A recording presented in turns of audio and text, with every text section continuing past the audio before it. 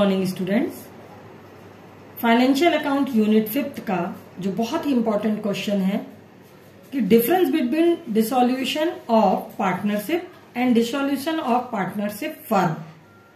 इसका मतलब है साझेदारी का विघटन और साझेदारी फर्म के विघटन में क्या अंतर है।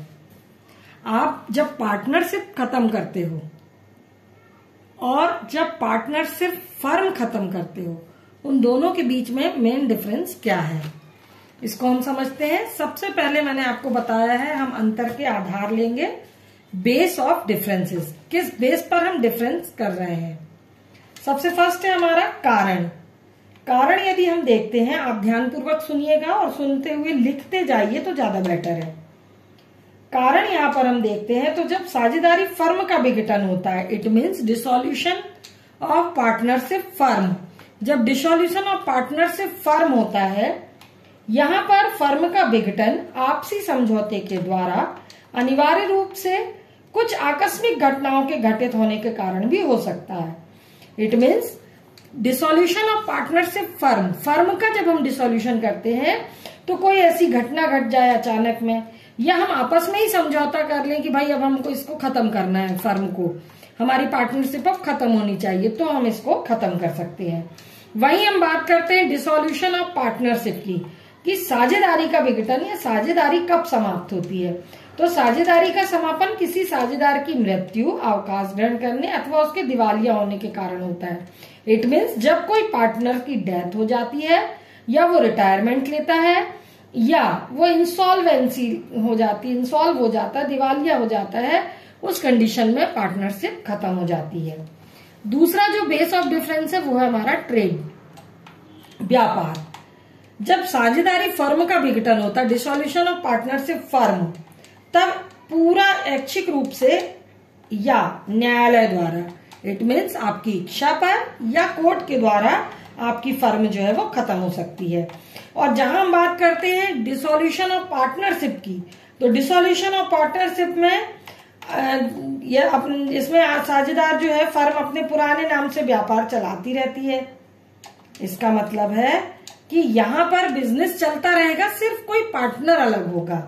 और यहाँ डिसोल्यूशन ऑफ पार्टनरशिप फर्म में पूरी पार्टनरशिप फर्म ही खत्म हो जाएगी। तीसरा जो बेस ऑफ डिफरेंस है साझेदारी संबंध, रिलेशनशिप ऑफ पार्टनरशिप रिलेशन। तो साझेदारी फर्म के विघटन की बात करते हैं, डिसोल्यूशन ऑफ फर्म, इसमें साझेदारों के व्यापार का भी अंत हो जाता है। इसमें समस्त साझेदारों का आपसी साझेदारी में होने का संबंध समाप्त हो जाता है। डिसोल्यूशन ऑफ पार्टनरशिप फर्म में पार्टनरशिप जो है वो ऑटोमेटिकली खत्म हो जाती है। और जबकि यदि हम बात करते हैं डिसोल्यूशन ऑफ पार्टनरशिप की, तो यहाँ पर फर्म जो है वो चलती रहती है, और एक आध साझेदार यदि अलग हो भी जाए तो बाकी बचे हुए साझेदारों के बीच में जो संबंध है, जो रिलेशन है, वो खत्म नहीं होता है। नेक्स्ट बात करते हैं इफेक्ट या प्रभाव। तो फर्म के विघटन होने पर साझेदारी भी खत्म हो जाती है। मतलब जब फर्म का डिसोल्यूशन होता है तो पार्टनरशिप अपने आप खत्म हो जाती है। और यही हम बात करते हैं डिसोल्यूशन ऑफ पार्टनरशिप की, तो यहाँ पर साझेदारी का विघटन होने पर यह आवश्यक नहीं कि फर्म का भी विघटन हो जाए। मीन्स यदि पार्टनरशिप खत्म हो रही है तो ये जरूरी नहीं है कि फर्म भी खत्म हो जाए। नेक्स्ट इसका जो बेस ऑफ डिफरेंस है अंतिम भुगतान, लास्ट पेमेंट।